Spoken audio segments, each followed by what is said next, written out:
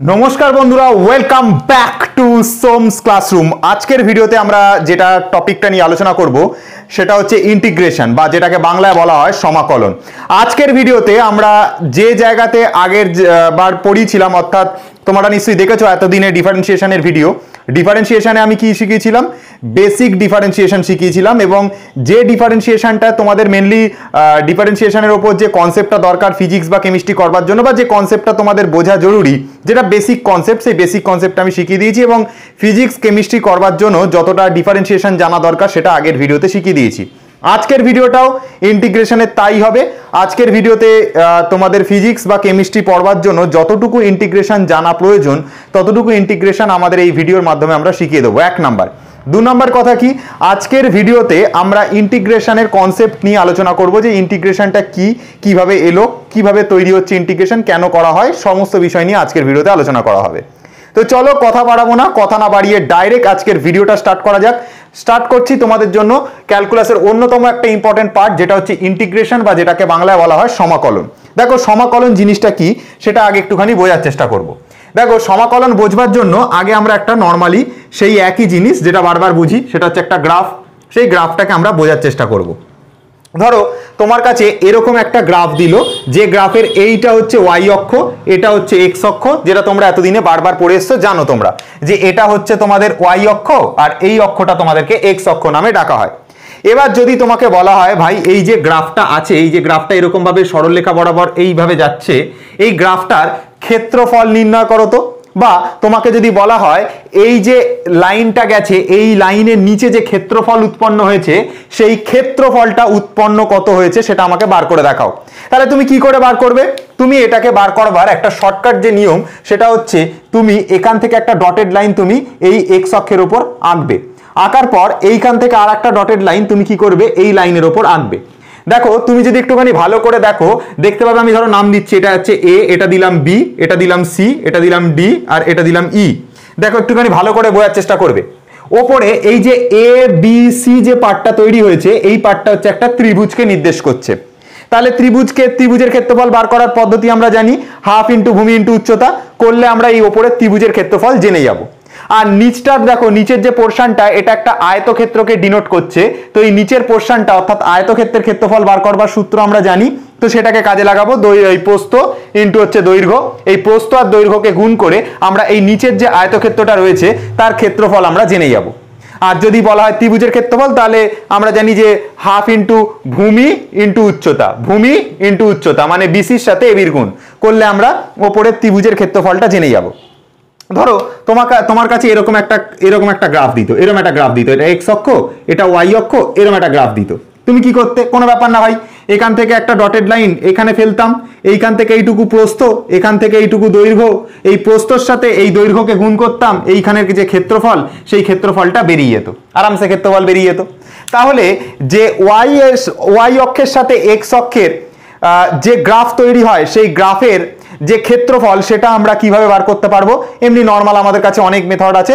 যদি গ্রাফটা straight line graph হয়, এই যে এই লাইনটা যদি একটা স্ট্রেট লাইন হয় তাহলে স্ট্রেট লাইন হলে আমরা আয়তক্ষেত্রের ক্ষেত্রফল লাগিয়ে হোক কিংবা ত্রিভুজের ক্ষেত্রফল লাগিয়ে হোক কিংবা আয়তক্ষেত্রের ক্ষেত্রফল বা কখনো কখনো বর্গক্ষেত্র উৎপন্ন হলে বর্গক্ষেত্রের ক্ষেত্রফল বা অন্য কোনো, বা এটাকে আমরা এইভাবে বার করতে পারতাম। দেখো এই যে যদি এটাকে দেখি সি এ ডি ই, এই যে জিনিসটা সি এ ডি এটা একটা ট্রাপিজিয়ামকেও নির্দেশ করে, একটা ট্রাপিজিয়ামকেও নির্দেশ করে। আমরা ট্রাপিজিয়ামের ক্ষেত্রফলকে বার করেও আমরা কিন্তু এই সি এ ডি ই এই গোটা জিনিসটার ক্ষেত্রফলকে বার করতে পারতাম। তাহলে কি বললাম? কোনো একটা স্ট্রেট লাইন যদি থাকে যেটা ওয়াই অক্ষ আর এক্স অক্ষ, এই যে এক্স অক্ষ আর ওয়াই অক্ষর যে গ্রাফ, এই গ্রাফ দিয়ে যে স্ট্রেট লাইনটা গেছে স্ট্রেট লাইনের তলায় যে ক্ষেত্রফলটা তৈরি হয়েছে এটা ক্ষেত্রফল বার করবার অনেক পদ্ধতি আছে। আমরা ত্রিভুজের ক্ষেত্রফল লাগাতে পারি ওপরের পোর্শনটাতে, নিচেরটাতে আয়তক্ষেত্রের ক্ষেত্রফল ইউজ করতে পারি।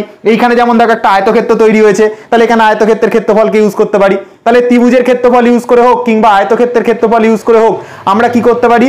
আমরা আরামসে যে কোনো গ্রাফের ক্ষেত্রফলকে আমরা বার করতে পারি। এটা তোমাদের কাছে আশা করি ক্লিয়ার করতে পেরেছি।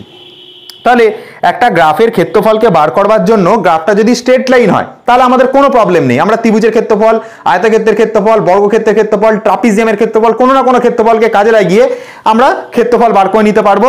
আমাদের ম্যাথস আছে এই মানে ক্ষেত্রফল বার করবার জন্য আমরা ফর্মুলা জানি, আমরা সূত্র জানি, আমরা বার করতে পারবো। এতটা অবধি আমাদের কাছে কোনো প্রবলেম নেই। কিন্তু প্রবলেম তখন তৈরি হয় যদি এই গ্রাফটা এই স্ট্রেট লাইন না হয়ে এটা যদি আঁকা বাঁকা লাইন হয়, মানে কোনো একটা বক্ররেখা হয়, তখন আমরা কি করে বার করব? ধরো এবার এই গ্রাফটা ধরো এরকম একটা কোনো আঁকা বাঁকা গ্রাফ, এরকম একটা টাইপের গ্রাফ। এবার এই যে গ্রাফটা আঁকা বাঁকা টাইপের গ্রাফ আমি এখানে এঁকেছি, এই গ্রাফটার ক্ষেত্রফল তুমি কি করে বার করবে? এখানে কোনো ত্রিভুজের সূত্র ত্রিভুজের ক্ষেত্রফল বার করা যাবে কি? ধরো আমি এখান থেকে ধরো এরকম একটা লাইন টানলাম, এটা কি ত্রিভুজ হবে? এরকম ভাবে কোনোদিন ত্রিভুজ হয়? এটা ত্রিভুজ হবে? হবে না, এটা কোনো ত্রিভুজ হবে না। আমি যদি এখান থেকে একটা কোনো ডটেড লাইন এখানে আঁকি, এটা কি আয়তক্ষেত্র গঠন করবে? করবে না। তাহলে এখানে না ত্রিভুজের ক্ষেত্রফল খাটবে, না কোনো আয়তক্ষেত্রের ক্ষেত্রফল খাটবে, না কোনো ট্রাপিজিয়ামের ক্ষেত্রফল খাটবে, এখানে কারোর কোনো ক্ষেত্রফল খাটবে না। এটাই হচ্ছে এই গ্রাফের মজা। তাহলে এরকম যদি তোমার কাছে গ্রাফ তৈরি হয়, এরকম আঁকামাকা টাইপের গ্রাফ তৈরি হয় যেখানে না তুমি ত্রিভুজের ক্ষেত্রফল ইউজ করতে পারছো, না তুমি কোনো আয়তক্ষেত্রের ক্ষেত্রফল ইউজ করতে পারছো, তাহলে সেই ধরনের গ্রাফের ক্ষেত্রফল কি করে বার করবে? এটা তোমার কাছে একটা চিন্তার বিষয়। তো এই ধরনের গ্রাফের ক্ষেত্রফল বার করবার জন্য একটা হেভি মেথড আছে। মেথডটা কি? মনে করো আমি এই গ্রাফের এইখান থেকে ধরো এইখান থেকে এইটুকু আমরা একটা পাতলা দেখে একটা স্ট্রিপ কাটলাম, এরকম একটা পাতলা দেখে আমি একটা স্ট্রিপ কাটলাম, ঠিক আছে? স্ট্রিপ কাটার পর আমি মনে করো আমি এরকমভাবে আমি এই স্ট্রিপটাকে জুড়ে দিলাম, এভাবে আমি স্ট্রিপটাকে জুড়ে দিলাম, ঠিক আছে? তো এই যে পাতলা যে সরু দেখে স্ট্রিপ কাটলাম, এই স্ট্রিপের এইখান থেকে এইটুকু দেখো, এইখান থেকে এইটুকু পার্ট দেখো খুব ক্ষুদ্র, খুব ক্ষুদ্র। আমি বলেছি যে খুব সরু দেখে স্ট্রিপ কাটতে, আমি বোঝার জন্য এতটা মোটা কেটেছি, কিন্তু অ্যাকচুয়ালি এটা হচ্ছে খুব ক্ষুদ্র। দেখো এইখান থেকে এইটুকু লেন্থটা দেখো তুমি, এইখান থেকে এইটুকু যে লেন্থটা, এই লেন্থটা কতটা? এই লেন্থটা কি খুব বেশি? সামান্য, সামান্য একদম পাতলা। আমি এখানে একটা স্ট্রিপ কাটছি এইরকম ভাবে, এই একটা কাটলাম, এই একটা কাটলাম, এই দেখো পাতলা দেখে একটা স্ট্রিপ কাটলাম, এই যে এইটা একটা পাতলা স্ট্রিপ কাটলাম, ঠিক আছে? এই পাতলা স্ট্রিপ কাটলাম, ঠিক আছে? দেখো এই লেন্থটা দেখো খুব ছোট্ট, এই যে এইটুকু লেন্থ, ঠিক আছে? সামান্য লেন্থ, ছোট্ট লেন্থ, ঠিক আছে? তাহলে এই যে ছোট লেন্থ এইখানে আর এইখানে তৈরি হয়েছে, এই লেন্থটাকে আমরা কি ধরবো? এই লেন্থটাকে আমরা dx ধরবো। এবার তোমাদের মনে হতে পারে কেন dx ধরলাম? কেন? খুব ক্ষুদ্র দৈর্ঘ্যকে বলা হয় dx। ধরো এই অক্ষটা, গোটা অক্ষটা কি অক্ষ? এটা x অক্ষ, পুরোটা x অক্ষ। এবার এই গোটা x অক্ষের মধ্যে আমরা সামান্য ছোট্ট একটুখানি পার্ট কাটছি, এই গোটা x অক্ষের মধ্যে থেকে আমরা সামান্য ছোট্ট একটু পার্ট কাটছি, তো সেটাকে আমরা dx দিয়ে ডিনোট করি। ধরো এই লাইনটা হচ্ছে, গোটা লাইনটা হচ্ছে তোমাদের কাছে হচ্ছে z, এই গোটা লাইনটা z। এই z লাইনের মধ্যে থেকে যদি আমরা ছোট্ট এইটুকু পার্ট কেটে নিই, তখন আমরা এটাকে বলবো dz, ঠিক আছে? ধরো এইখানে লাইনটা হচ্ছে, গোটা লাইনটা হচ্ছে y, তো ওই y এর মধ্যে থেকে যদি আমরা ছোট্ট একটুখানি পার্ট কেটে নিই, তখন এইটুকু ক্ষুদ্র পার্টটাকে আমরা বলবো dy, z এর ক্ষেত্রে এটাকে বলবো dz, তো x এর ক্ষেত্রে এটাকে বলবো হচ্ছে dx। বোঝা গেল কথাটা কি বললাম? যদি ওটা x অক্ষ হয়, তার মধ্যে থেকে ছোট্ট একটুখানি পার্ট কেটে নিই, তখন সেটাকে আমরা বলবো হচ্ছে dx বলবো। আশা করি তোমাদের কাছে আমি ক্লিয়ার করতে পেরেছি। তো এইখান থেকে এইটুকু পার্টকে আমরা ছোট্ট একটুখানি মানে যেহেতু স্ট্রিপ কেটেছি, এটাকে আমরা dx বলবো। এটাকেও তাই, এই যে সামান্য ছোট্ট পরিমাণ যে পার্টটা কেটেছি, এটাকে আমরা dx বলবো। বোঝা গেল? এবার তুমি একটা জিনিস মনে করো এখান থেকে স্টার্ট করে এতটা পর্যন্ত এই গোটা গ্রাফটার যে লেন্থ, এই লম্বাটা, এই লম্বাটাকে আমরা কত ধরে নিয়েছি? y1 ধরে নিয়েছি। ধরো এইখান থেকে এইটুকু যে লেন্থ, যেটা এই গোটা লেন্থটাকে আমরা y2 ধরে নিয়েছি, এইটুকু লেন্থটাকে আমরা y2 ধরে নিয়েছি। কি বললাম বুঝতে পারলে? জিনিসটা বোঝার চেষ্টা করো ভালো করে, ঠান্ডা মাথায় শোনো। এই যে ছোট যে স্ট্রিপটা কেটেছি, এটাকে আমরা dx বলছি, আর এটা তো আমরা এই সাইডটা নিচ্ছি, আর এই যে লম্বাটা, এই লম্বাটাকে, এই গোটা লম্বাটাকে আমরা y1 বলছি। এই পাশটা y1 হয়েছে মানে এ পাশটা y1ই হবে, সাধারণ বিষয়। এইটুকু dx হয়েছে, দেখো এইখান থেকে এইটুকু y2 হয়েছে মানে এইখান থেকে এইটুকু y2ই হবে, সামান্য বিষয়, একই বিষয় ভাই। এবার আমার এই যে dx, আর একটাতে আঁকলাম আমি y1 আর একটাতে আঁকলাম আমি y2, এটা দিয়ে আমাদের কি কাজ হবে? দেখো ভালো করে বোঝার চেষ্টা করো, দেখো একটুখানি ভালো করে বোঝার চেষ্টা করো। এই যে গ্রাফটা, এই যে স্ট্রিপটা, এই স্ট্রিপটাকে আমি খুলে নিলাম, নিয়ে আমি এখানে বাইরে এনে আঁকলাম। দেখো ভালো করে বোঝার চেষ্টা করবে। হ্যাঁ, এই জায়গাটা কিন্তু লোকে বুঝতে পারে না বলে ইন্টিগ্রেশন বলবে ভাই বিশাল কঠিন, ভাই বিশাল কঠিন। কিচ্ছু করব না। কি করব? এই যে স্ট্রিপটা, এই স্ট্রিপটাকে আমি এরকম ভাবে খুললাম, খুলে কল্পনা করো এইভাবে আমি খুলে নিলাম, নিয়ে আমি এটা এনে এখানে বসিয়ে দিলাম, দিয়ে এখানে আমি আঁকছি। হ্যাঁ, স্ট্রিপটা একটুখানি বোঝার চেষ্টা করবে। এখানে যদি আমি আঁকি, তাহলে স্ট্রিপটা দেখতে এইরকম লাগবে, এরকম টাইপের স্ট্রিপ দেখতে লাগবে, যার এই নিচের পার্টটার লেন্থ হচ্ছে ডিএক্স, তার মানে এই জায়গাটাও আমাদের ডিএক্স আসবে, এইখান থেকে এইটুকু হচ্ছে আমাদের y1, এইখান থেকে এইটুকু হচ্ছে আমাদের একই হবে, y1ই হবে। তুমি দেখে নাও এই যে এইটুকু লেন্থ কত ধরেছি y1, তার মানে এটা y1, আর এই যে এটা dx ধরেছি ওই জন্য এটা dx হয়েছে। বোঝা গেল কি বললাম? এবার তুমি যদি একটুখানি ভালো করে দেখো দেখতে পাবে এই যে পার্টটা আমাদের তৈরি হয়েছে, এই যে পার্টটা আমাদের তৈরি হয়েছে এটা একটা আয়তক্ষেত্রের মতন দেখতে, একটা সরু আয়তক্ষেত্রের মতো দেখতে। কার মতো দেখতে দেখো পরিষ্কার নিজেই বুঝতে পারছো, এই পার্টটা নিশ্চয়ই একটা দেখতে আয়তক্ষেত্রের মতো, এটা নিশ্চয়ই বোঝা যাচ্ছে ভাই। আয়তক্ষেত্রের ছোট বাহুটাকে আমরা প্রস্থ বলে মানি, আর এই লম্বা বাহুটাকে আমরা দৈর্ঘ্য বলে মানি। আয়তক্ষেত্রের ক্ষেত্রফল বার করবার ফর্মুলা কি? আয়তক্ষেত্রের ক্ষেত্রফল বার করবার ফর্মুলা হচ্ছে দৈর্ঘ্য ইন্টু হচ্ছে প্রস্থ। তো দৈর্ঘ্য কত আছে? দৈর্ঘ্য হচ্ছে y1, এই যে লেন্থটা এটা y1, তাহলে এখানে y1 বসালাম, আর এই যে লেন্থটা এটা হচ্ছে dx, তাহলে এখানে আমি dx বসালাম। তাহলে ক্ষেত্রফল কত বেরিয়ে গেল? y1 dx। মানে এই যে আমি স্ট্রিপটা কেটেছি, এই যে স্ট্রিপটা কেটেছি, এইটুকু স্ট্রিপের ক্ষেত্রফল কত বেরোলো? y1 ইন্টু dx, দৈর্ঘ্য তার সাথে প্রস্থর গুণ। সেম টু সেম ভাবে এটারও বেরোবে হচ্ছে y2 ইন্টু হচ্ছে dx। এইভাবে আমরা এখানে আরো পাতলা পাতলা স্ট্রিপ কাটবো, এখানে এরকম আরো স্ট্রিপ কাটবো, ঠিক আছে, এখানে এরকম আরো স্ট্রিপ কাটবো, এটাকে মনে করবো এই লেন্থটা y3, আর এখান থেকে এইটুকু হচ্ছে dx, তাহলে এটা আসবে এটা আসবে y3, এই লম্বাটা হচ্ছে y3, আর এই জায়গাটা dx, তাহলে এই জায়গার যে ক্ষেত্রফলটা বেরোবে সেটা বেরোবে y3 ইন্টু dx। এইভাবে এইখানে y4 into dx, y5 into dx। তুমি একটা জিনিস ভাবো, এইভাবে যদি আমরা স্ট্রিপ কাটতে থাকি, এখানে স্ট্রিপ এখানে স্ট্রিপ এখানে স্ট্রিপ, এইভাবে যদি কাটতে থাকি তাহলে দেখবে একটা টাইম পরে এই গোটা গ্রাফের প্রত্যেকটা জায়গায় স্ট্রিপ কাটতে কেটে সবকটা স্ট্রিপকে যদি একসাথে ধরে যুক্ত করে দিই তাহলে এই গোটা গ্রাফের কিন্তু ক্ষেত্রফলটা বেরিয়ে যাবে।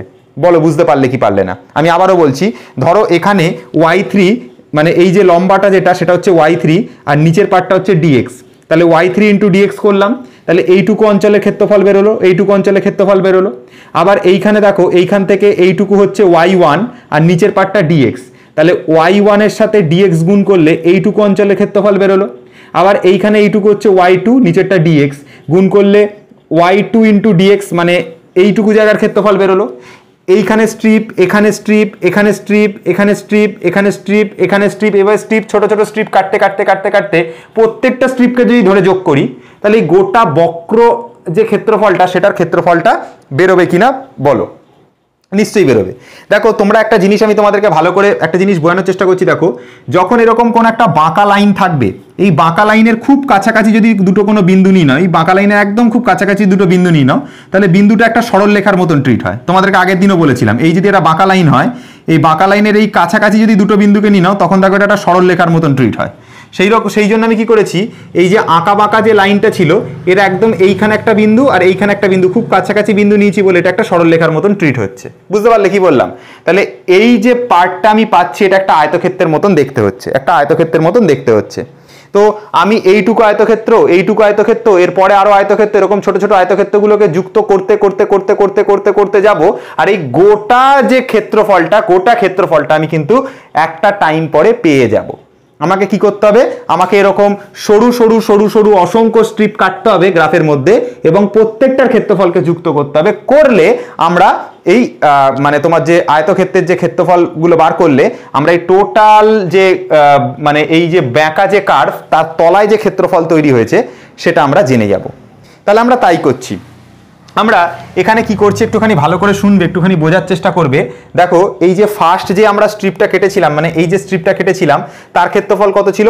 y1 dx, তাই তো? দেখো এখানেও বার করেছিলাম দৈর্ঘ্যের সাথে প্রস্থের গুণ y1 dx, তাহলে আমরা পেয়েছিলাম y1 dx। পরের যে ক্ষেত্রফলটা পেয়েছিলাম এই যে এটা সেম টু সেম জিনিস হবে, এখান থেকে এটুকু y2 আর নিচের পার্টটা dx, তাহলে এর সাথে যুক্ত হতো y2 dx।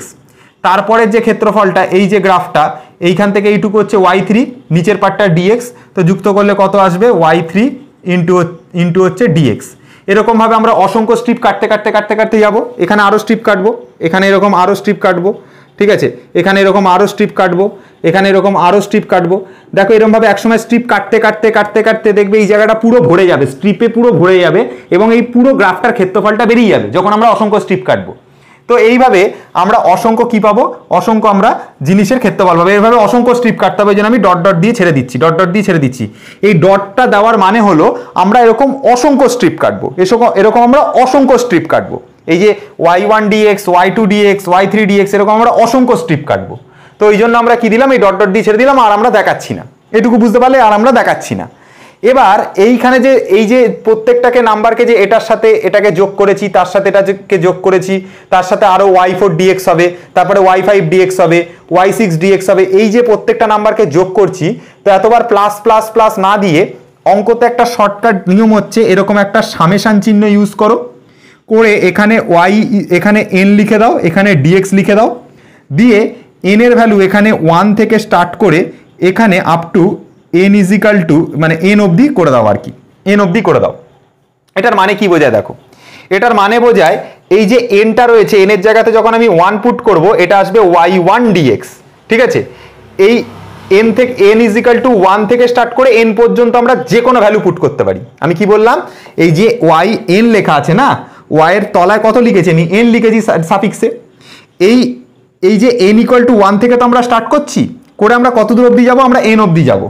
তো আমরা এই n এর জায়গাতে প্রথমে 1 পুট করব, তারপর এই n এর জায়গাতে আমরা 2 পুট করব, তারপর এই n এর জায়গাতে আমরা 3 পুট করব, তারপর 4 পুট করব, 5 পুট করব, এইভাবে করতে করতে করতে করতে আমরা যখন এইখানে 1 পুট করব এটা হবে y1 dx, আমরা যখন এইখানটাতে 2 পুট করব তখন এটা হবে y2 dx, যখন আমরা এখানে 3 পুট করব n এর জায়গাতে তখন এটা হবে y3 dx, যে এইভাবে যখন আমরা 10 পুট করব এখানে হবে y10 dx, ঠিক আছে। দেখো y1 dx, y2 dx, y3 dx করতে করতে করতে করতে আমরা y10 dx পেয়ে যাব। এইভাবে আমরা তো জানি না এখানে কতগুলো স্ট্রিপ কাটতে হবে, এরকম সরু সরু কতগুলো স্ট্রিপ কাটতে হবে আমি তো জানি না, আমি ধরে নিলাম n সংখ্যক স্ট্রিপ কাটতে হবে, কতগুলো কাটতে হবে পার্টিকুলার কোনো মান নেই, তাহলে ধরে নিলাম n সংখ্যক স্ট্রিপ কাটতে হবে। সেই জন্য আমরা n ইজিক্যাল টু 1 থেকে যোগ করতে করতে যাব আপ টু n পর্যন্ত, n ইজিক্যাল টু 1 থেকে n পর্যন্ত যোগ করে করে যাব। ওই জন্য এখানে লিখেছি n ইকুয়াল টু 1 থেকে আপ টু n পর্যন্ত yn dx লেখা আছে। বোঝা গেল না, বোঝা গেল না বলো? এতটা অবধি আশা করি তোমাদের কাছে ক্লিয়ার করতে পেরেছি। এই যে এইটার মানেটা কি, এটার মানে হচ্ছে ধরো এই n এর ভ্যালুটা 1 যখন এখানে পুট করবো এটা আসবে y1 dx, তারপর এই সামেশান চিহ্ন আছে মানে একটা প্লাস ইউজ হবে, তারপর n এর ভ্যালু 1 পুট করা হয়েছে, এবার 2 পুট করব তাহলে এটা আসবে y2 dx, তারপরে যেহেতু এই সামেশান চিহ্ন আছে ফের একটা প্লাস আসবে, তারপরে এখানে n ইকুয়াল টু 1 হয়ে গেছে, 2 হয়ে গেছে, এবার n এর জায়গাতে 3 পুট করব তাহলে এটা আসবে y3 dx, ঠিক আছে। যেহেতু এখানে সামেশান চিহ্ন আছে তাহলে ফের এখানে একটা প্লাস ইউজ হবে। তো এইভাবে প্লাস ইউজ হতে হতে যাবে, তো আপ টু কত দূর অবধি পুট করব, n অবধি পুট করব, কারণ আমি জানি না এখানে কতগুলো স্ট্রিপ কাটতে হবে, আমি তো জানি না ভাই, তো আমি ধরে নিচ্ছি n সংখ্যক স্ট্রিপ কাটতে হবে, ওই জন্য yn dx অবধি আমরা স্ট্রিপ কাটতে কাটতে যাব, এবং প্রত্যেকটা স্ট্রিপকে যখন আমি ধরে ধরে ধরে ধরে প্রত্যেকটা স্ট্রিপকে আমি যোগ করে দেবো তখন এই গোটা যে গ্রাফটা, এই গোটা গ্রাফের ক্ষেত্রফলটা বেরিয়ে যাবে। আশা করি তোমাদের কাছে আমি বোঝাতে পারলাম, আশা করি তোমাদের কাছে একটুখানি হলেও ক্লিয়ার করতে পেরেছি, ঠিক আছে। তো এই যে সামেশান যে চিহ্নটা, এই সামেশান চিহ্নটাকে না দিয়ে আর এখানে yn dx না লিখে তোমার আমাদের একটা নতুন জিনিস আছে, এই মানে আঁকা বাঁকা লাইনের ক্ষেত্রে যেটা লিখতে হয় সেটা হচ্ছে এইসব জিনিস ফিনিস তুলে দিয়ে একটা জিনিস লিখতে হয়, সেটা হচ্ছে এই ইন্টিগ্রেশন সাইনটাকে ইউজ করতে হয়। এটাকে বলা হয় ইন্টিগ্রেশন সাইন, এই সাপের মতন দেখতে যে সাইনটা, এটাকে বলা হয় ইন্টিগ্রেশন সাইন। এটার এখানে আমরা লিখবো নর্মালি y dx লিখতে পারি। এই যে ব্যাকা যে লাইনটা, এই ব্যাকা লাইনটার অর্থ হলো আমি কোন একটা আঁকা বাঁকা লাইনের, এই যে আঁকা বাঁকা লাইনের আমরা একটা কি নির্ণয় করছি, আঁকা বাঁকা লাইনের আমরা একটা মানে হচ্ছে যোগফল বা ক্ষেত্রফল আমরা নির্ণয় করছি, ঠিক আছে। আমরা আঁকা বাঁকা লাইনের, এরকম আঁকা বাঁকা লাইনের ক্ষেত্রফল নির্ণয় করছি, তো ওই জন্য আমরা এই এই এই এই সাইনটা আমরা দেবো, এই যে আঁকা বাঁকা একটা সাইন দেবো এরকম ভাবে, ঠিক আছে। ঠিক এইরকম ভাবে দেখতে, কিরকম, ঠিক এইরকম দেখতে একটা সাইন দেবো, ঠিক আছে। আঁকা বাঁকা লাইনে একটা ক্ষেত্রফল বার করছি। দেখো তুমি দেখবে যদি এই ক্ষেত্রফলটা বার করতে যাও, দেখবে এই জায়গাটাতে একটু বাঁকা, তার মানে তোমার এইটুকু ক্ষেত্রফল বাদ চলে গেছিল। দেখবে এইখান থেকে এইটুকু যখনই তুমি দেখবে এইটুকু ক্ষেত্রফল তোমার বাদ চলে গেছিল, তুমি হিসাব করতে পারোনি। তুমি দেখবে এইখানে যখন তুমি স্ট্রিপ কেটেছিলে, তুমি দেখবে এইটুকু জায়গার যে ক্ষেত্রফল সেটা তোমার বাদ চলে গেছিল। এইটুকু জায়গার যে ক্ষেত্রফল দেখো, এইটুকু জায়গার যে ক্ষেত্রফল সেটা তোমার বাদ চলে গেছিল। তো এই কার্ভ লাইনটা দেওয়ার অর্থ, এই যে ব্যাকা যে লাইনটা, এই লাইনটা দেওয়ার অর্থ এই যে জায়গাগুলো যে বাদ চলে গেছিল সেটা তুমি এই কার্ভ লাইন দ্বারা পুষিয়ে দিচ্ছ, মানে তোমার এই কার্ভ লাইনটা ইউজ করলে বোঝা যাবে যে তোমার একদম তুমি কমপ্লিট একটা ক্ষেত্রফল নিয়েছো এবং এখানে একটা কনস্ট্যান্ট আসবে, ইন্টিগ্রেশন করার পর একটা কনস্ট্যান্ট আসবে, যে কনস্ট্যান্টটার মানে হলো, যে ধ্রুবকটার মানে হলো এই যে যতটুকু অঞ্চল বাদ চলে যাচ্ছে সেই জিনিসটাকে ওটা নিউট্রালাইজ করে দেবে, ওটাকে মানে বুঝিয়ে দেবে। মানে তোমার এত কিছু তুমি বোঝো না বোঝো, তুমি একটুখানি জাস্ট খালি এই জিনিসটা বোঝো যে এত কিছু না লিখে, এত কিছু ছোট ছোট স্ট্রিপের ক্ষেত্রফলকে তুমি না লিখে তুমি সিম্পলি এই সাইনটা ইউজ করে দেবে, দিয়ে এখানে ওয়াই ডিএক্স লিখে দেবে। এইটুকু খালি তুমি মাথার মধ্যে ঢোকাও, এইটুকু বুঝতে পারলেই তোমার কাজ হয়ে যাবে, খাতাম। এইটুকু জিনিসটা বুঝতে পারলেই তোমাদের কাজ হয়ে যাবে। তাহলে কি বললাম, এই ক্ষেত্রফলটার এই যে প্রস্থটা, এই প্রস্থটার জন্য ডিএক্স এসছে, আর এই লম্বাটা ওয়াই অক্ষ বরাবর মান বার করবার জন্য এখানে ওয়াই এসছে, আর এই সাইনটা এসছে যেটা হচ্ছে ইন্টিগ্রেশন সাইন। বোঝা গেল কি বললাম, এটা কিভাবে এলো, কিভাবে উদ্ভব হলো বুঝতে পেরেছো? যেহেতু আমি একটা বাঁকা লাইনের, কার্ভ লাইনের ক্ষেত্রফল বার করছি, আমরা এখানে একটা কার্ভ সাইন দেবো, ঠিক আছে? ইন্টিগ্রেশন সাইন এটাকে বলা হয়, এটাকে বলা হয় ইন্টিগ্রেশন সাইন। তো এইভাবে ইন্টিগ্রেশন সাইন বা ইন্টিগ্রেশন কনসেপ্ট বা ইন্টিগ্রেশনের এইভাবে তোমার হচ্ছে ডেভেলপ হয়। এইটাই হচ্ছে অ্যাকচুয়ালি ইন্টিগ্রেশনের তোমার হচ্ছে একটা জেনারেল, একটা মানে তোমার কি বলবো, জেনারেল একটা ইকুয়েশন টাইপ বলতে পারো, একটা জেনারেল টাইপ, মানে এটা যাই বলো না, জেনারেল টাইপের একটা ইকুয়েশন টাইপের একটা ভ্যালু এসছে, ঠিক আছে? তো নর্মালি ইন্টিগ্রেশনকে আমরা এইভাবে লিখবো, একটা কোনো কার্ভ লাইনকে আমরা এরকম ভাবে ইন্টিগ্রেশন সাইন দিয়ে ওয়াই ডিএক্স আকারে আমরা এইভাবে নর্মালি লিখি, ঠিক আছে? এটা বোঝা গেল ইন্টিগ্রেশন কিভাবে এলো, কিভাবে আমরা কার্ভ লাইনের ক্ষেত্রফল নির্দেশ করবার জন্য আমরা এখানে ইন্টিগ্রেশন সাইনটাকে এভাবে ইউজ করছি। তার মানে ইন্টিগ্রেশন যে জিনিসটা, সেই ইন্টিগ্রেশন জিনিসের দ্বারা আমরা কি বার করছি? ইন্টিগ্রেশন জিনিসের দ্বারা আমরা এক্স ভার্সেস ওয়াই যে অক্ষটা রয়েছে, সেই ওয়াই এক্স ভার্সেস ওয়াই অক্ষের ক্ষেত্রফলটাকে নির্ণয় করছি। এক্স ভার্সেস ওয়াই অক্ষের কি বার করছি? এক্স ভার্সেস ওয়াই অক্ষের ক্ষেত্রফলটাকে আমরা বার করছি, ঠিক আছে? এক্স ভার্সেস ওয়াই অক্ষের যে ক্ষেত্রফল সেটাকে আমরা বার করছি হচ্ছে ইন্টিগ্রেশনের দ্বারা। আর স্লোপ যদি বার করতে বলে, স্লোপ আমরা বার করি কোন মানে কি পদ্ধতির দ্বারা? সেটা হচ্ছে ডিফারেন্সিয়েশন। আগের ভিডিওতে বলিয়েছিলাম ডিফারেন্সিয়েশনের দ্বারা আমরা কি বার করতাম, এক্স ভার্সেস ওয়াই অক্ষের যে মানে সরলরেখাটা তৈরি হতো তার যে নতিটা বা যে মানে তার যে স্লোপটা বা যে বক্ররেখাটা তৈরি হতো তার যে স্লোপটা, সেটা আমরা বার করতাম হচ্ছে কোন অক্ষের দ্বারা, মানে কিসের দ্বারা বার করতাম হচ্ছে ডিফারেন্সিয়েশনের দ্বারা। আর এই ইন্টিগ্রেশনের দ্বারা আমরা কি বার করব? এক্স ভার্সেস ওয়াই কার্ভের ক্ষেত্রফল বার করব। মানে এক্স ভার্সেস ওয়াই এর যে বেঁকা যে বক্ররেখা তৈরি হবে তার তলায় যে ক্ষেত্রফলটা তৈরি হবে, সেই ক্ষেত্রফলের আমরা কি বার করব? সেই যে কার্ভ লাইনটা তার আমরা ক্ষেত্রফল বার করব। এটা হচ্ছে আমাদের কাছে মেন কথা। তাহলে কি বললাম, বোঝা গেল? যে ক্ষেত্রফলটা তৈরি হয়েছে, এই যে বক্ররেখা, এই বক্ররেখার তলায় যে ক্ষেত্রফলটা তৈরি হয়েছে সেই ক্ষেত্রফলটা আমরা বার করব এই ইন্টিগ্রেশন পদ্ধতির দ্বারা। যেহেতু আমরা এই বক্ররেখার আমরা ক্ষেত্রফল বার করছি, বক্ররেখার ক্ষেত্রফল বার করছি, সেই জন্য এই সাইনটাকে আমরা নর্মালি ইউজ করি। আর বুঝতেই পারলে যে ওয়াই ডিএক্স কেন এলো? ওয়াই অক্ষ বরাবর মান, এক্স অক্ষ বরাবর মান, ওয়াই অক্ষ আর এক্স অক্ষের মানের যে গুণফল সেটাই এখানে লেখা হয়েছে ওয়াই ডিএক্স। এই কারণে হচ্ছে তোমার ওয়াই ডিএক্স জিনিসটা এসছে, অর্থাৎ তোমার ক্ষেত্রফল তৈরি হয়েছে। বোঝা গেল এতটা অবধি? তো এই হচ্ছে তোমার টোটাল কারণ কি করে তোমার এই ওয়াই ডিএক্স এলো। এই নর্মালি এতগুলো জিনিসকে রিপ্লেস করে নর্মালি ইন্টিগ্রেশন ওয়াই ডিএক্স, আর এখানে নর্মালি ডিএক্স লিখে দিয়েছি। তো এইটা হচ্ছে তোমাদের পদ্ধতি।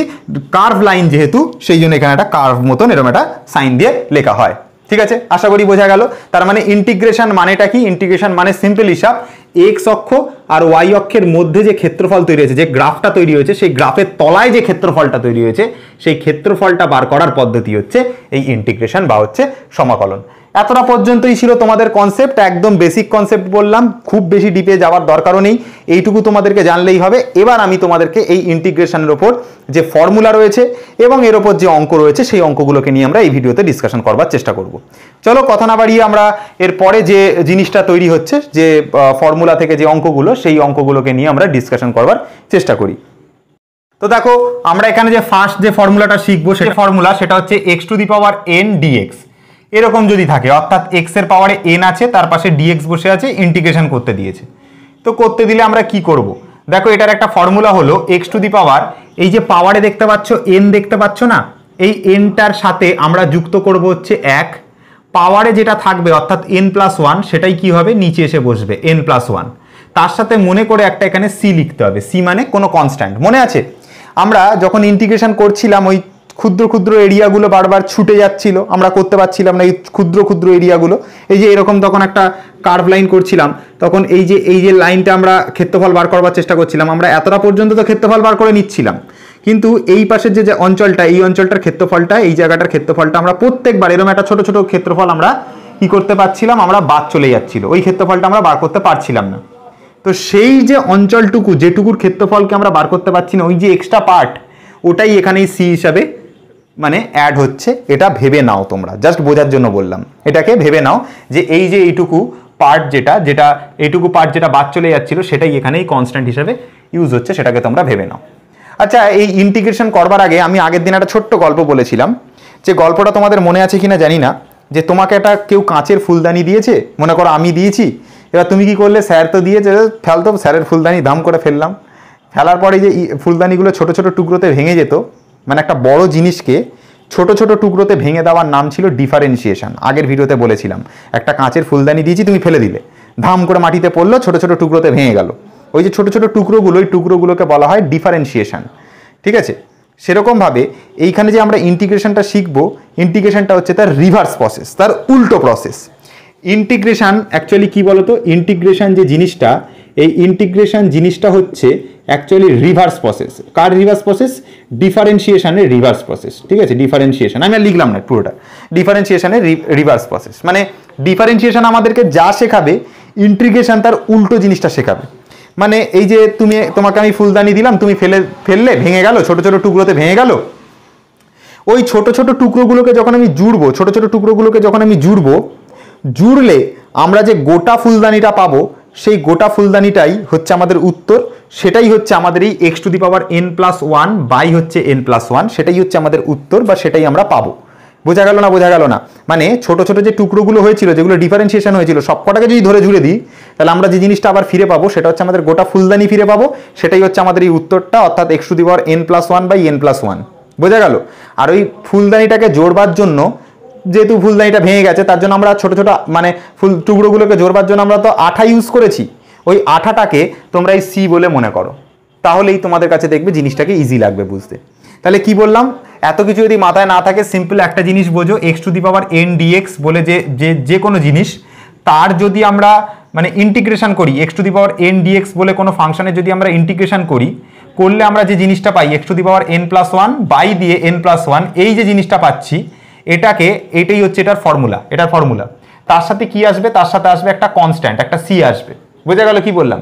চলো এটার উপর একটা দুটো অঙ্ক দেখি, তাহলে তোমাদের কাছে ক্লিয়ার হবে। মনে করো আমরা এখানে ইন্টিগ্রেশন করছি, x⁵ dx এর ইন্টিগ্রেশন করছি। যখনই আমরা ইন্টিগ্রেশন করব, আমি বলেছি x এর পাওয়ারে n+1 হবে, মানে x এর পাওয়ারে যে 5 আছে তার সাথে 1 যুক্ত হবে।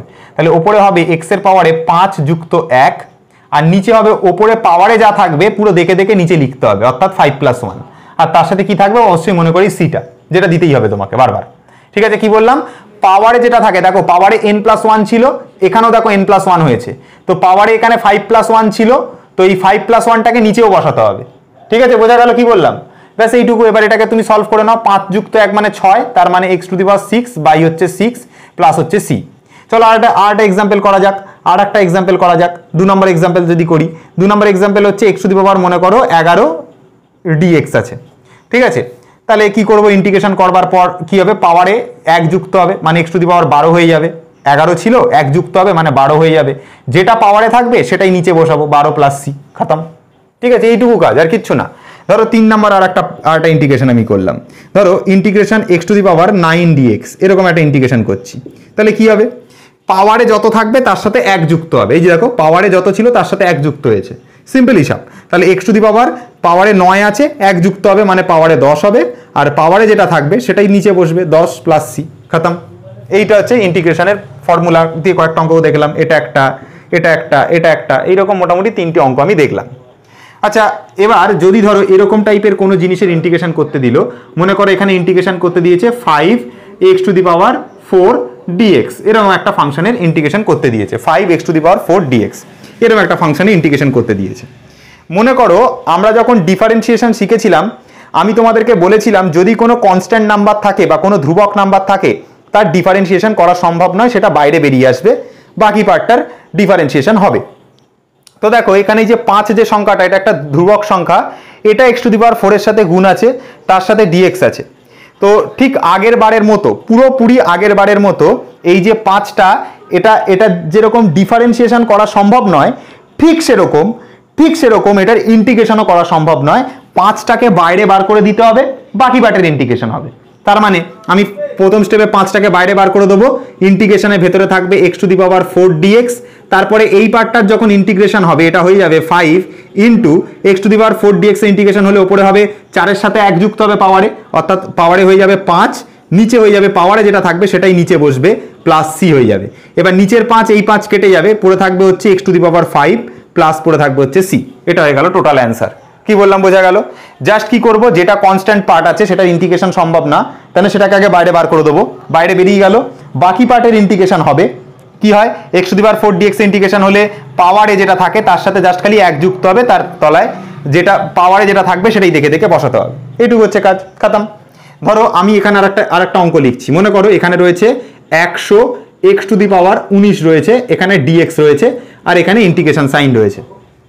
মানে কি করতে দিয়েছে, এটা 5 নম্বর অঙ্ক, যেখানে বলছে 100 x⁻19 dx এর ইন্টিগ্রেশন করো। তো কি করব, সিম্পল হিসাব।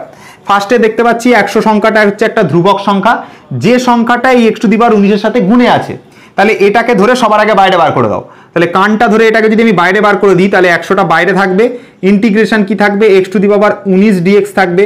এবার 100টা যেরকম আছে 100টা থাকবে, x⁻19 dx এর যদি ইন্টিগ্রেশন করি তাহলে পাওয়ারে যেটা থাকে তার সাথে 1 যুক্ত হয়, পাওয়ারে যেটা থাকে তার সাথে 1 যুক্ত হয়। ঠিক এরকম দেখো, এইটার যেমন পাওয়ারে 5 ছিল, 1 যুক্ত হয়েছে 6 হয়েছে, 11 ছিল পাওয়ারে 1 যুক্ত হয়ে 12 হয়েছে, 9 ছিল পাওয়ারে 1 যুক্ত হয়ে 10 যুক্ত হয়েছে। সেরকম ভাবে এখানে 19 আছে, পাওয়ারে 1 যুক্ত হবে, মানে এখানে আসবে x⁻19 তো ছিল, 1 যুক্ত হবে মানে পাওয়ারে হয়ে যাবে 20। এবার পাওয়ারে যেটা থাকবে সেটাই ঘরে বসবে, আর এখানে প্লাস দিয়ে c থাকবে। 20 আর 100 কেটে গেল, এখানে থাকবে 5, তাহলে উত্তর বেরোবে 5x⁻20 প্লাস থাকবে হচ্ছে c। খতম, এইটুকু হচ্ছে ব্যাপার, খতম। ঠিক আছে, তো এইটুকু হচ্ছে ব্যাপার। তাহলে 5টা অঙ্ক আমি এই পদ্ধতিটার উপর আমরা করলাম, 5টা ইন্টিগ্রেশন আমি মোটামুটি শিখলাম এখানে। চলো আমি তোমাদের জন্য একটা হোমওয়ার্ক দিচ্ছি এখানে ছোট্ট করে, এখানে একটা HW দিচ্ছি, দেখি কে কে করতে পারে।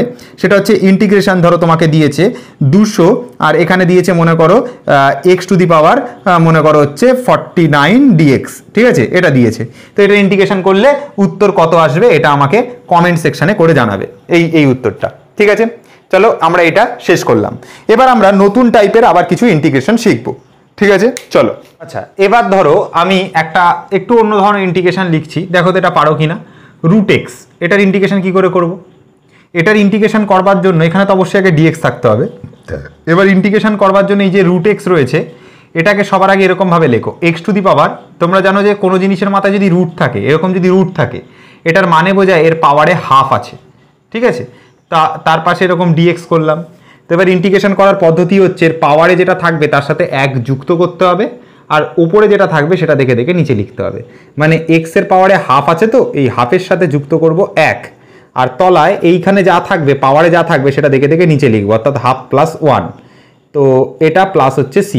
তো এবার দেখো এখানে হাফের সাথে 1 যুক্ত করা মানে তোমরা নিজেরা করে দেখবে, লসাগু টসাগু করে দেখবে, উপরে আসবে 3/2, আর এইটার হরেও তার মানে আসবে 3/2 প্লাস আসবে হচ্ছে c।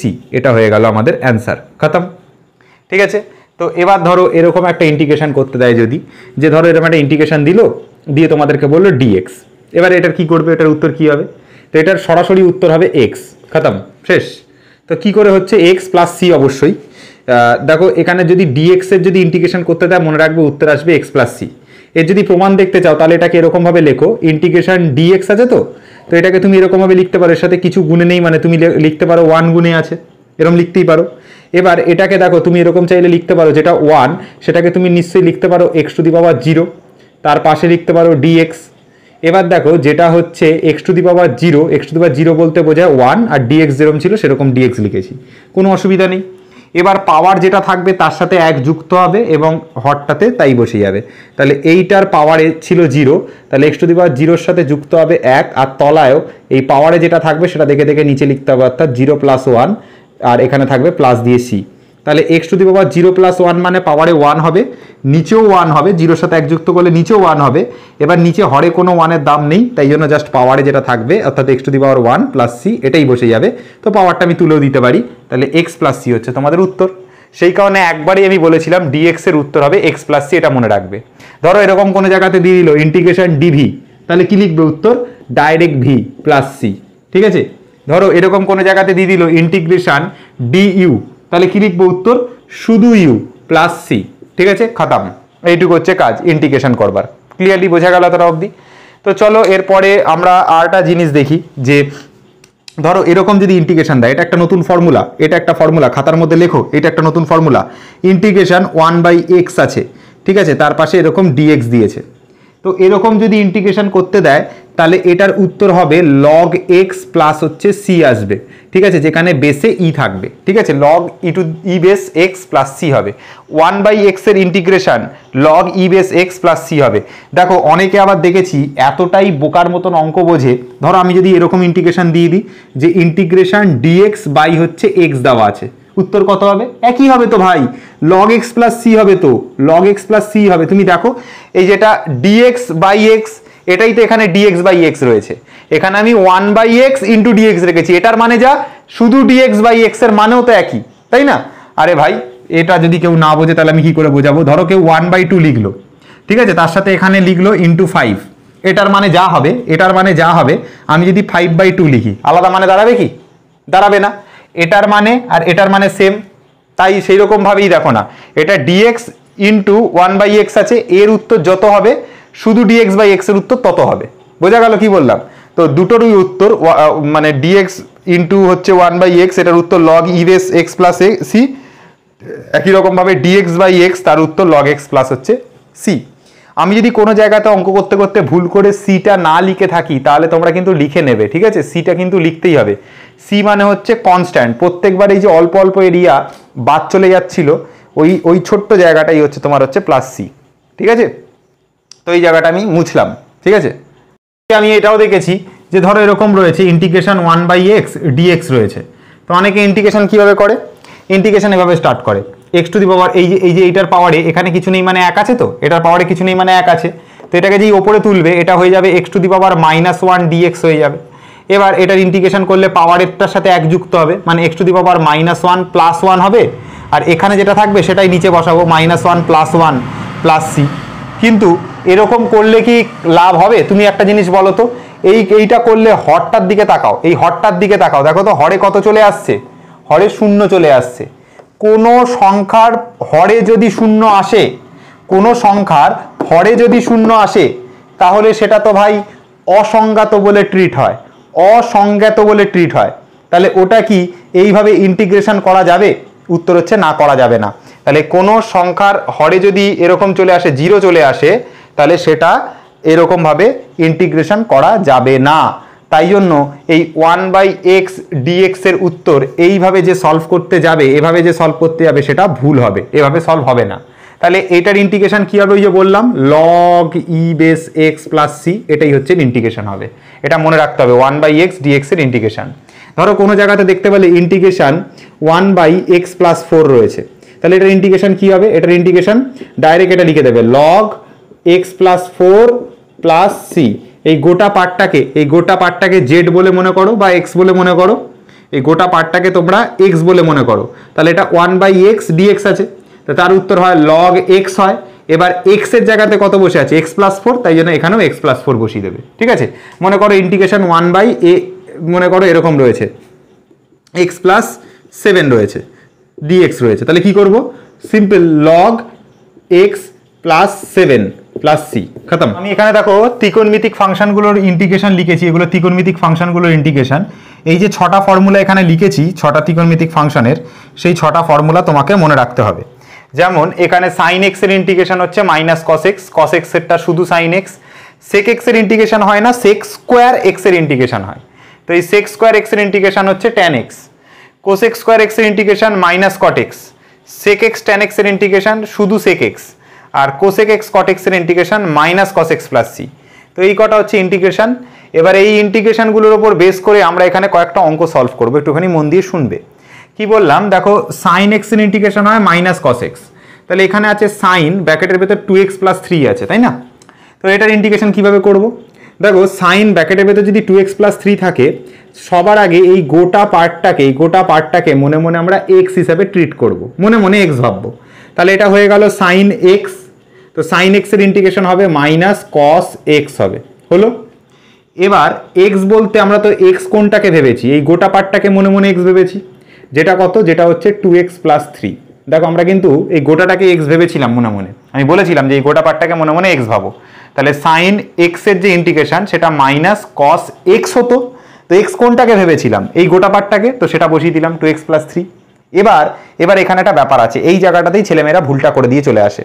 কি করতে হবে, যেমন চেন রুলে ভেতরে ঢুকে আমরা সেটাকে ডেরিভেটিভ করছিলাম, মনে আছে আগেরবার আমরা যখন চেন রুল করছিলাম আমরা গোটা পার্টের ডেরিভেটিভ করার পর আবার ভেতরটাতে ঢুকে ডেরিভেটিভ করছিলাম, মনে আছে তো? ঠিক সেম টু সেম ভাবে এবার এই ভেতরে ঢুকে এই রাশিটার ডেরিভেটিভই করব, করে যেটা হবে সেটা হরে বসিয়ে দেবো। ঠিক আছে, তো এবার যদি আমরা এই 2x প্লাস 3 যদি ডেরিভেটিভ করি, আমরা d বাই dx যদি ডেরিভেটিভ করি 2x প্লাস 3, এটার যদি ডেরিভেটিভ করি কি হবে বলো তো?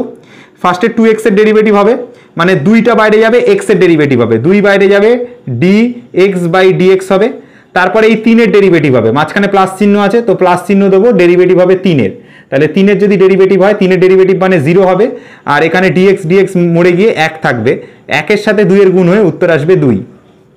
তাহলে 2x প্লাস 3 এর ডেরিভেটিভ করার পর এখানে টোটাল আসলো কত, 2, তো 2টা হরে বসাবো, যেটা ডেরিভেটিভ করি ভেতরের পার্টটা ডেরিভেটিভ করে যেটা আসবে সেটা হরে বসাবো, প্লাস দিয়ে যেরকম c আছে সেরকম c লিখবো।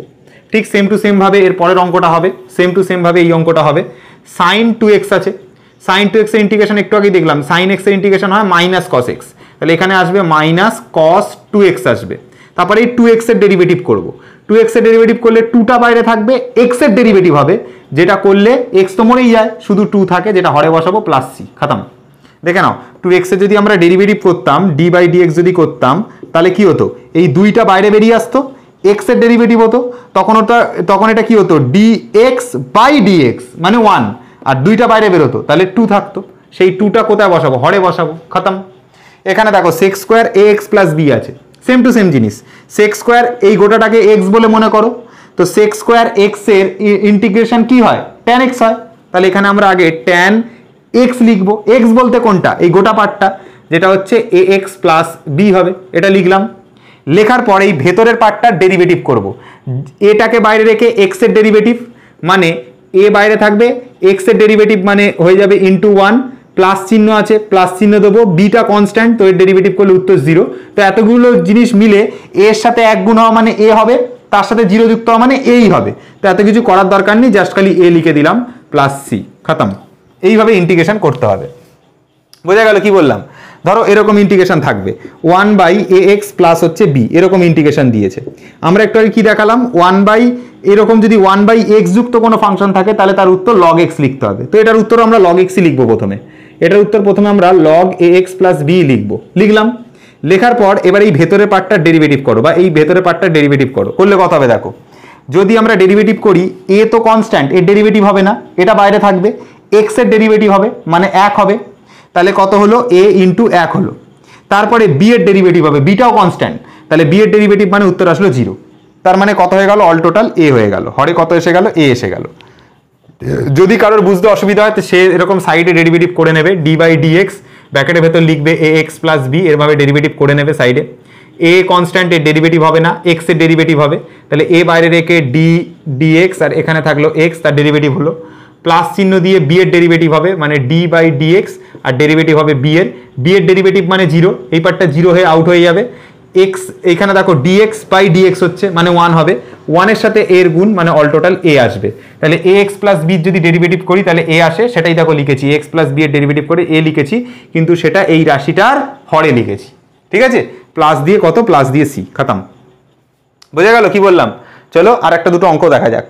ধরো এরকম একটা ফাংশন দিয়েছে cos 10x, এরকম যদি ফাংশন দেয় সেম টু সেম কাজ, cos x এই গোটা রাশিটাকে প্রথমে এটাকে x বলে মনে করবে, এই গোটা রাশিটাকেই প্রথমে x বলে মনে করবে, তাহলে cos x এর ইন্টিগ্রেশন হয় sin x, তাহলে সবার আগে আমরা লিখবো sin x, x বলতে এই গোটা রাশিটাকে x বলতে বলেছি, তাহলে এখানে লিখবো sin 10x, তারপরে বাই দেবো, যা বসাবো এবার হরে বসাবো, কত হবে, এই 10x যে পার্টটা ভেতরে ছিল এর এবার ডেরিভেটিভ হবে, তাহলে ডেরিভেটিভ যদি হয় d বাই dx যদি হয় 10x এর, তাহলে কি হবে, 10টা তো ভেতরে রয়েছে, এটা বাইরে বেরিয়ে আসবে, 10 বাইরে বেরিয়ে আসলো, ডেরিভেটিভ হবে d বাই dx, কার হবে, এই x এর ডেরিভেটিভ হবে, তো dx বাই dx মানে কাটাকুটি হয়ে 1, তাহলে 10 এর সাথে 1 এর গুণ মানে 10 হবে, তাহলে হরে 10 বসলো, প্লাস দিয়ে কত বসবে c, ঠিক আছে, এই শেষ, প্লাস c, তাহলে sin 10x by 10 plus c, এটাই হচ্ছে তোমাদের উত্তর।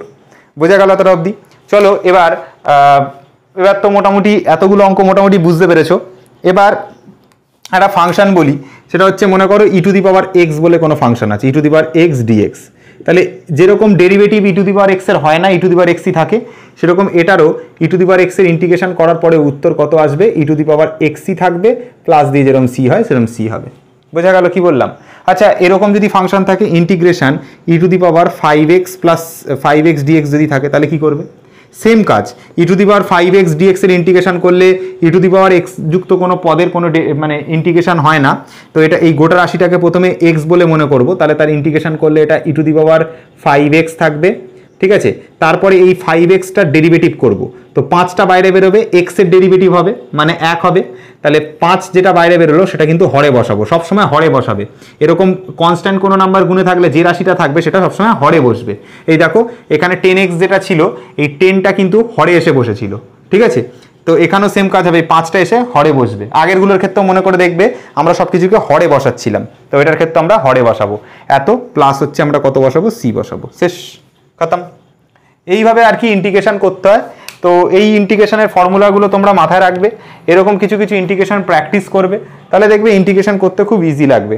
চলো আর একটা আমরা ইন্টিগ্রেশন জাস্ট খালি দেখে নিই যে এই ধরনের ইন্টিগ্রেশন পড়লে তোমরা কি করে করবে। সলভ একটা ফাংশন দিয়েছে log e base x plus C plus dx, এরকম যদি কোনো ফাংশনে অর্থাৎ লগ এক্স এর যদি ডেরিভেটিভ করতে দেয়, এই ইন্টিগ্রেশন যদি করতে দেয়, তাহলে তার ইন্টিগ্রেশনের ফর্মুলা হচ্ছে, এটা মনে রাখবে, x log x minus x, এটা হচ্ছে ফর্মুলা, আর তার সাথে প্লাস সি যেরকম থাকে সেরকম, এটা হচ্ছে ফর্মুলা, ঠিক আছে। এটা মনে রাখবে, লগ এক্স ডিএক্স এর যদি ইন্টিগ্রেশন করতে দেয় তার formula x log x minus x, ঠিক আছে, প্লাস সি, এটা হচ্ছে তার ফর্মুলা, এটা মনে রেখো, ঠিক আছে।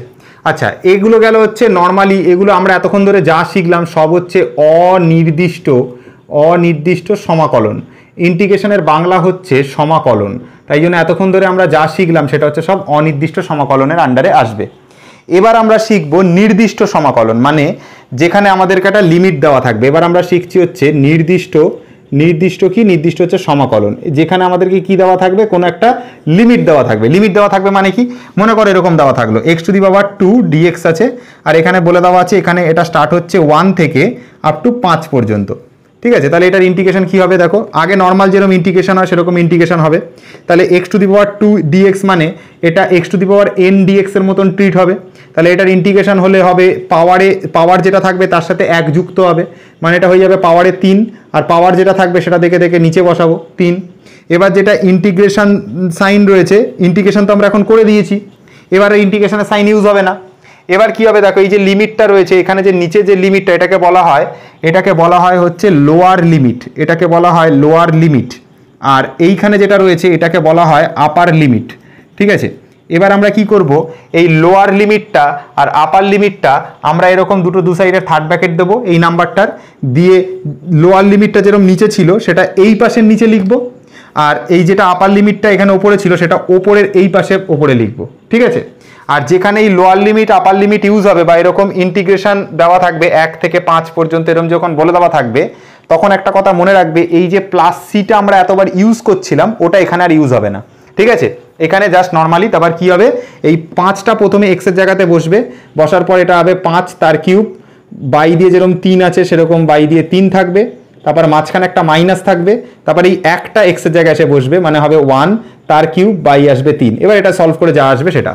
চলো আর একটা দেখা যাক, মনে করো এরকম থাকলো integration x to the power 4 dx থাকলো, এখানে থাকলো হচ্ছে 10, এখানে থাকলো হচ্ছে 3, এরকম থাকলো।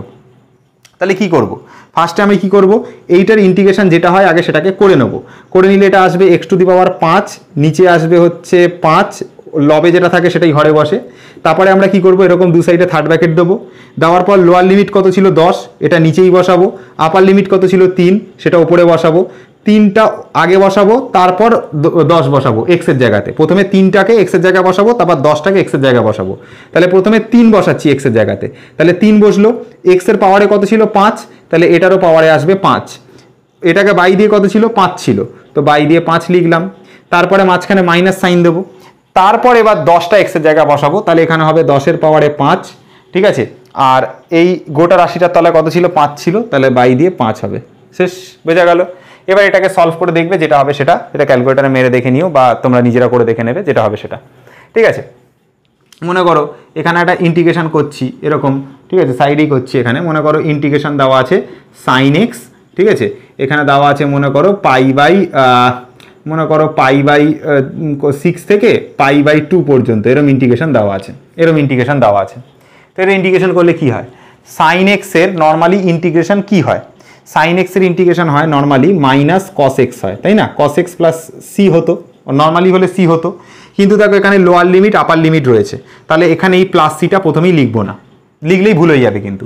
তো কি করব, আমরা এটাকে এরকম দুটো সাইডে এরকম থার্ড ব্র্যাকেট দেবো, চাইলে মাইনাসটাকে এখানে লিখতে পারো, চাইলে বাইরেও লিখতে পারো, তাতে কোনো অসুবিধা নেই, ঠিক আছে। পরের লাইনে আমরা মাইনাসটাকে বাইরে বার করে রাখছি, ঠিক আছে, মাইনাসটাকে বাইরে বার করে রাখছি। এবার ভেতরে কি হবে দেখো, লোয়ার লিমিটটা পাই বাই 6 ছিল, সবার আগে নিচে লোয়ার লিমিট লেখো, ওপরে পাই বাই 2 ছিল, ওপরে পাই বাই 2 লেখো। তো আগে এই যে আপার লিমিট সেটা এইখানে এক্সের জায়গা পুট করো, তাহলে এটা আসবে কস পাই বাই 2 হলো, তারপরে মাঝখানে মাইনাস সাইন দেবো, দেওয়ার পর এই যে পাই বাই 6 যেটা সেটাই এখানে এক্সের জায়গাতে পুট করো, তাহলে এটা আসবে কস পাই বাই 6 আসবে, লিখলাম। এবার কস পাই বাই 2 যেটা এখানে মাইনাসটা যেটা আছে সেটা লিখলাম, কস পাই বাই 2 মানে কত, কস পাই বাই 2 মানে হচ্ছে কস 90 ডিগ্রি, যার উত্তর আসে হচ্ছে কত, যার উত্তর আসে 0, মাইনাস দিয়ে মাইনাস লিখলাম কস pi by 6, cos pi by 6 মানে এটার উত্তর আসে হচ্ছে কস 30, কস 30 মানে হচ্ছে মাইনাস √3/2, তো এটা আসলো। তাহলে এখানে আসছে দেখো 0 থেকে মাইনাস হচ্ছে √3/2, তার মানে উত্তর থাকবে মাইনাস √3/2, তাই তো, কারণ 0 থেকে তো এই √3/2টা বড় সংখ্যা, এটার আগে মাইনাস আছে মানে উত্তর মাইনাস √3/2 হতে পারতো, কিন্তু বাইরে দেখো আর একটা মাইনাস ছিল, যে মাইনাসটা এই যে মাইনাসটা এটা বাইরে ছিল, এখানেও বাইরে ছিল, তো এই মাইনাস আর এই মাইনাস মিলে অল টোটাল এটা কি হয়ে যাবে, এখানে এসে যাবে হচ্ছে প্লাস হয়ে যাবে, মানে এটা এসে যাবে অল টোটাল √3/2 এসে যাবে, খতম, এটা এসে যাবে, বুঝতে পারলে কি বললাম, এই যে এইখানের মাইনাস আর এই মাইনাস মিলে এখানে প্লাস হয়ে যাবে, প্লাস √3/2 শেষ। তো এইভাবে আর কি আমরা নর্মালি ইন্টিগ্রেশন আমরা নর্মালি করে থাকি, ঠিক আছে। বোর্ডে আর একটা অঙ্ক টুকলাম, সাইন থিটা নিচে 0 ওপরে পাই, এটার যদি ইন্টিগ্রেশন করতে বলে তো এটা ইন্টিগ্রেশন করলে কি হবে, সাইন থিটা এখানে কিন্তু অবশ্যই ডি থিটা দেওয়া আছে, ঠিক আছে, আগেরগুলোতে জানি না ডিএক্স লিখেছিলাম কিনা পাশে, কিন্তু মনে রাখবে যে ফাংশনটা থাকবে তার এখানে একটা ডি থিটা, এখানে যদি এক্স থাকতো এখানে ডিএক্স, ঠিক আছে, এখানে যদি জেড থাকতো এখানে ডিজেড, এরকম কিন্তু থাকবে, ঠিক আছে, যদি না লিখে থাকি তাহলে ওই জায়গাটা ঠিক করে নিও, ঠিক আছে, হয়তো আমার কোনো হয়তো ভুল হয়েছে, ঠিক আছে। যাই হোক, সাইন থিটার ইন্টিগ্রেশন করলে আমরা একটু আগেই শিখেছি উত্তর আসে হচ্ছে কস থিটা, উত্তর আসে, তো লিখলাম কস থিটা। তারপরে কি এখানে প্লাস সি এই জিনিসটা লিখবো না, লিখবো না, কারণ এখানে লিমিট এইটা লোয়ার লিমিট আর আপার লিমিট দেওয়া আছে, নির্দিষ্ট সমাকলন করছি, নির্দিষ্ট সমাকলন করলে এই সিটা লিখবো না, তাহলে কি করব, এবার এইখানে একটা থার্ড ব্র্যাকেট দেবো, এখানে একটা থার্ড ব্র্যাকেট দেবো, দেওয়ার পর এটা লোয়ার লিমিট 0 ছিল তো লোয়ারে লিখবো, আপার লিমিট পাই ছিল তো আপারে লিখবো, এবার মাইনাসটা যেরকম ছিল বাইরে মাইনাস লিখবো, তারপরে এখানে থার্ড ব্র্যাকেট দেবো, এই পাইটা এই থিটার জায়গায় পুট করবো, তাহলে এটা এসে যাবে কস পাই, তারপরে মাঝখানে মাইনাস সাইন থাকবে, তারপর 0টা এনে থিটার জায়গায় পুট করবো, তাহলে এটা এসে যাবে কস 0 হয়ে গেল। এবার মাইনাস যেরকম বাইরে আছে থাকবে, কস পাই এর মান হয় -1, মাইনাস যেরকম আছে থাকবে, কস 0-র মান হয় শুধু 1, তাহলে দেখো এখানে -1 আর -1 মিলে হবে -2, -1 আর -1 মিলে হবে -2, -2 এর সাথে এই মাইনাস গুণ হয়ে যাবে টোটাল +2, ঠিক আছে, এটা হচ্ছে উত্তর, খতম, ঠিক আছে। তাহলে এই হয়ে গেল উত্তর। আচ্ছা, একটা ইন্টিগ্রেশন করা যাক তো, একটু কঠিন থেকে integration sine square x dx, এটা হচ্ছে একটু অ্যাডভান্স টাইপের ইন্টিগ্রেশন, ঠিক আছে, এরকম টাইপের যদি ইন্টিগ্রেশন দেয় কী করে করবে, সাইন স্কোয়ার এক্স ডিএক্স এরকম টাইপের ইন্টিগ্রেশন কী করে করবে বলো,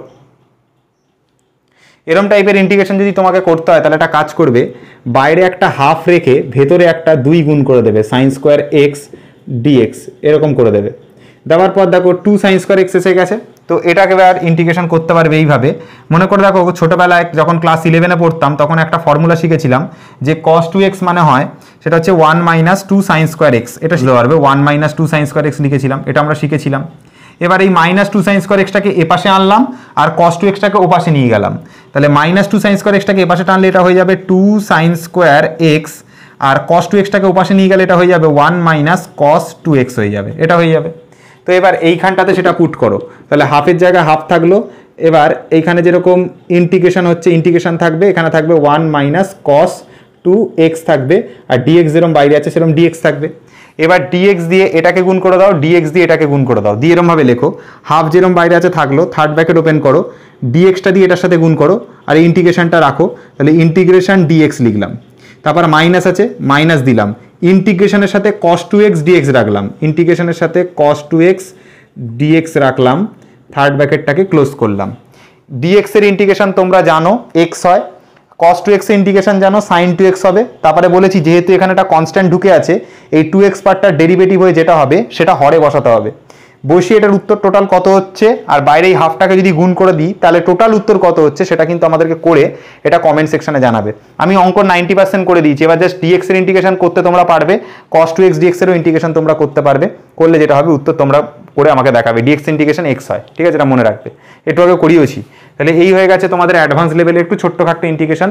এছাড়াও আরও ভালো ভালো ইন্টিগ্রেশন আছে যেটা তোমরা ক্লাস 12-এ গেলে দেখবে ইন্টিগ্রেশনের উপর 5-6টা চ্যাপ্টারই তোমরা পেয়ে যাবে, ঠিক আছে। ওখানে অনেক হাইফাই লেভেল ইন্টিগ্রেশন করতে হবে, তো অত হাইফাই লেভেলের তোমার দরকার নেই।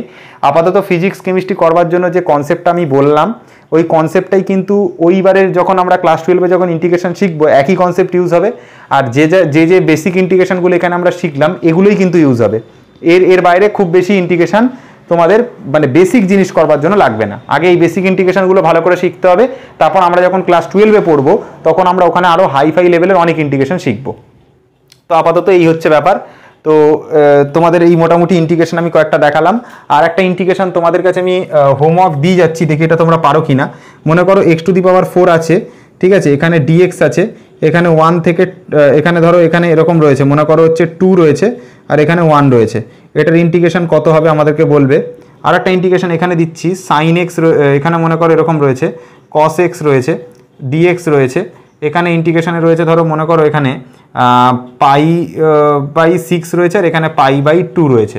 তো এটার ইন্টিগ্রেশন করলে উত্তর কত আসবে বলবে, এটা বলবে, এটা বলবে, এটা বলবে, আর আগে একটা দেওয়া আছে ওইটা বলবে। টোটাল এই 4টে জিনিস আমাদেরকে একটুখানি জানাবে। তো এই হচ্ছে তোমাদের মোটামুটি বেসিক ইন্টিগ্রেশন, যেগুলো দিয়ে তোমাদের কাম শেষ হয়ে যাবে, মোটামুটি কাজ হয়ে যাবে। কি দিয়ে? ফিজিক্স আর কেমিস্ট্রির মোটামুটি কাজ খতম, এত অবধি খতম। আর কনসেপ্ট যেটা ফার্স্টে পড়িয়েছি সেম কনসেপ্ট থাকবে ক্লাস 12-এর ক্ষেত্রেও, শুধু অঙ্ক আরও অ্যাডভান্স লেভেলের করতে হবে। তো বোঝা গেল? তো এই হচ্ছে টোটাল ইন্টিগ্রেশন, এতটা অবধি আশা করি তোমাদের মাথায় ঢুকলো, ঠিক আছে। এই ইন্টিগ্রেশনগুলো তোমরা বাড়িতে প্র্যাকটিস করো। এই যে 3-4টে ইন্টিগ্রেশন তোমাদের আমি হোমওয়ার্ক দিলাম, এইটা, এটা, এটা আর আগে একটা দিয়েছিলাম, ওই কটা ইন্টিগ্রেশন আমাকে করে আমাকে কমেন্ট সেকশনে জানাও, আর পারলে ফেসবুক গ্রুপে পোস্ট করে দাও, ঠিক আছে। যদি অঙ্কটাকে ভালো করে চেক করাতে চাও ফেসবুক গ্রুপে পোস্ট করো, আমি দেখে দেবো, ঠিক আছে। তো এই হচ্ছে আজকের ভিডিও, এখানে আমি আজকে শেষ করছি। নেক্সট ভিডিওতে আমরা অন্য কোনো টপিক নিয়ে আলোচনা করব। সবাই খুব ভালো থেকো, ধন্যবাদ।